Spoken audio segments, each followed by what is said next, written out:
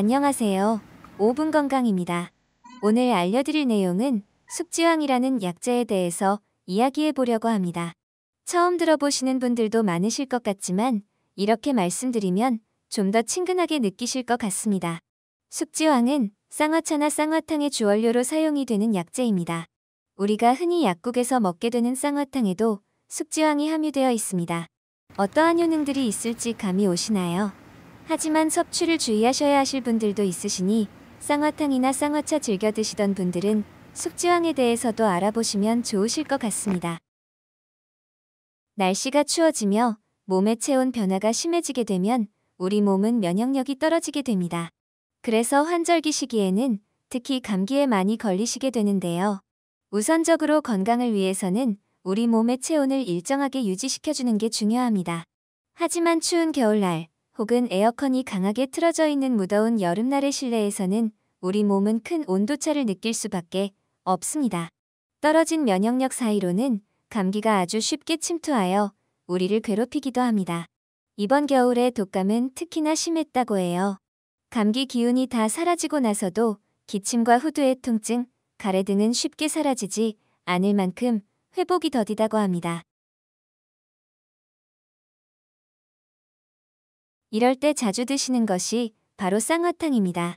오늘 이야기할 숙지황은 쌍화탕의 주원료이기도 한데요. 그만큼 숙지황은 대중적이고 부작용이 없어서 많은 분들이 편하게 섭취하셔도 좋은 원료입니다. 하지만 아무리 좋다고 하더라도 주의하실 분들도 계시겠죠. 차근차근 숙지황에 대해서 말씀드려 보도록 하겠습니다. 숙지황은 한의학과 중국의학에서 한약재로 분리되고 있는 원료입니다. 지금부터 말씀드릴 숙지황의 효능은 연구 논문을 바탕으로 조사되었습니다.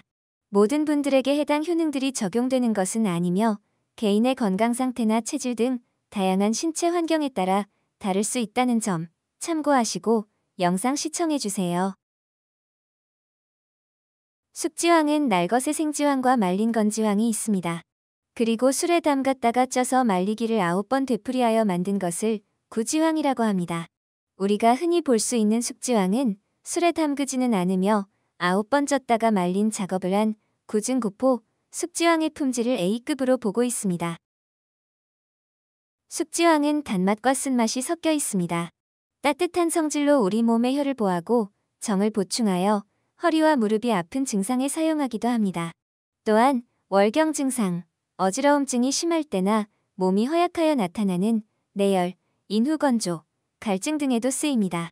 한의학적 측면에서는 사물탕의 주요 약재로 사용되고 있으며 복령과 같은 약재들과 같이 기침과 천식에도 쓰였습니다. 한의학에서는 숙지황을 영양분이 매우 많지만 기름기가 있어서 장기간 복용은 지양하고 있습니다. 입맛이 없고 소화가 안 되고 설사를 하는 사람은 복용을 신중히 해야 한다고 기록되어 있습니다.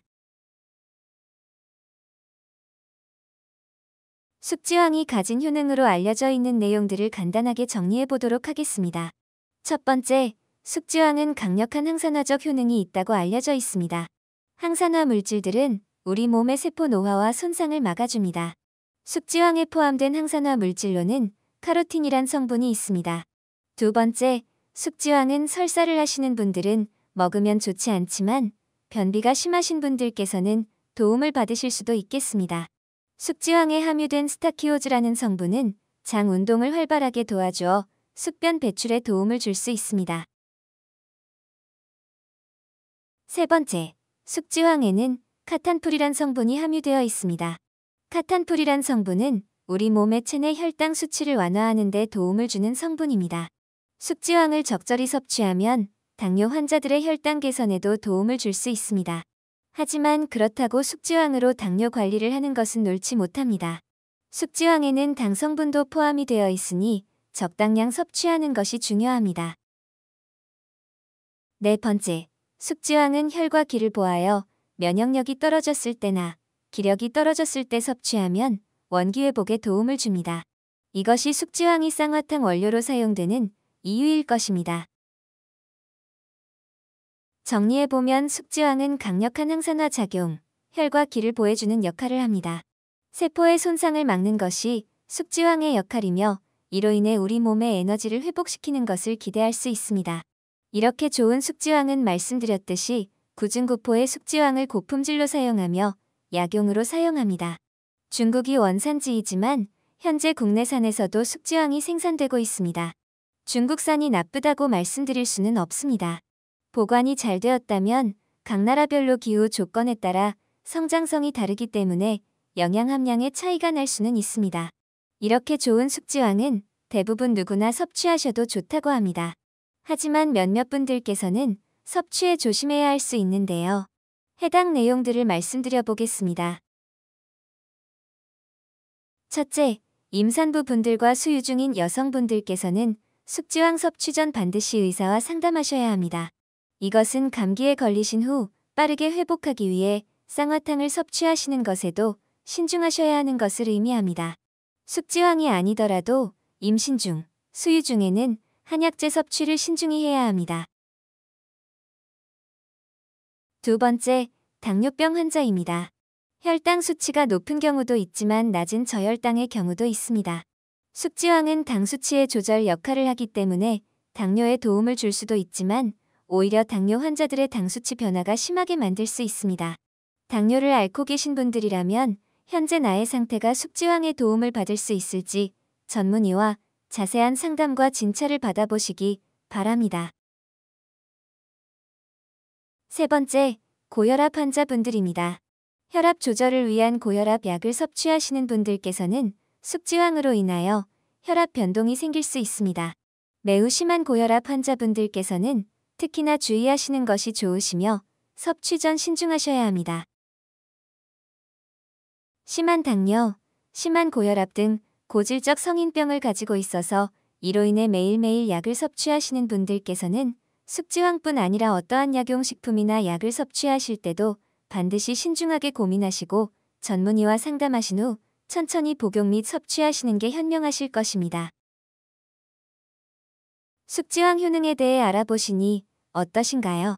쌍화탕이 감기 걸린 후에 먹는 약인 줄만 아셨겠지만 사실 쌍화탕은 우리 몸의 기력을 회복시켜주고 혈을 보해주는 용도로 쓰여온 한약 종류입니다. 감기에 걸린 후 우리 몸의 면역력과 기력이 쉽게 돌아오지 못할 때가 종종 있습니다. 이럴 때 숙지황 혹은 쌍화탕을 섭취하시면 도움을 받으실 수 있습니다. 건강하신 분들이라면 특별히 주의하실 사항 없이 편하게 섭취하셔도 되는 오랜 역사를 자랑하는 약재입니다. 숙지황이 좋다고 하여 가정에서 끓여 드시는 분들이 계실 수 있습니다. 일반적으로 이러한 한약재 종류의 경우는 물처럼 끓여서 드시는 것보다는 몸의 효능을 보기 위해 2개월에서 3개월 짧은 기간만 드시는 게 좋습니다. 장기간 약재물을 물대용처럼 지속적으로 복용하면 신장이나 콩팥 등에 무리가 올 수 있습니다. 약재들을 물처럼 끓이셔서 1년 내내 드시는 방법보다는 꼭 2~3개월 정도 단기간 섭취하셔서 영양을 보충하시는 방법을 선택하시길 추천드리겠습니다. 오늘 5분 건강에서는 숙지황이라는 약재에 대해 알아보았습니다. 쌍화탕에도 사용되는 너무나도 대중적인 원료입니다. 우리 주변의 식용으로 허용되는 약재들은 적절히 잘 이용하면 건강을 관리하는 데 큰 도움을 받으실 수 있습니다. 저희 5분 건강에서 알려드리는 내용은 논문 및 문헌 기록들을 참고하여 제작하고 있습니다. 평소에 알기 힘든 건강에 대한 내용들, 자칫 잘못 알고 있어서 건강관리에 실수를 할 수 있는 부분들을 꾸준하게 구독자분들께 전달드릴 예정입니다.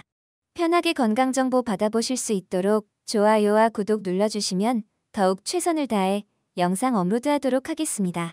오늘도 시청 감사드리며 더욱 좋은 건강정보로 인사드리겠습니다. 감사합니다.